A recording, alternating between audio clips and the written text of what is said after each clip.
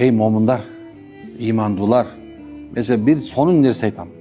Бұл жашоодо миллиондогон аалымдар, миллиондогон олиялар субханалла ушу амал кылышкан. Акылың менен да, жүрөгүң менен дагы дүйнөгө байланма.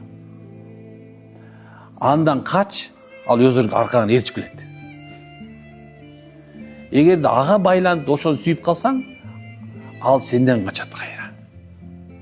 Түшүнүктүбү? Андан качсаң, ал аркаңан ээрчип келет. Эгерде кубаласаң, сенден качат. Эмне үчүн билесиңерби? Кайсы нерсени кереги жок даражага түшүрсө, ошол нерсе өзүнүн кадырын билгизгиси келет экен. Бул болуп эле келатат. Көрүп эле атабыз субханалла. Мындай качсаң биягынан, мындай качсаң тиягынан пайда болот. Эмне себеп билесиңерби? Анткени ал көңүл бурууштан алыс болгон себептен.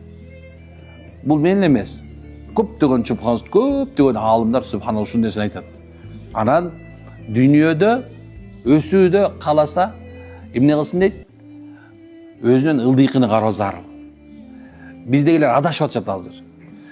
Чоң-чоң бизнесмендерди, чоң-чоң ийгиликке жеткен адамдарды карап алышып, охо, муну ошолордой болсок деп атат.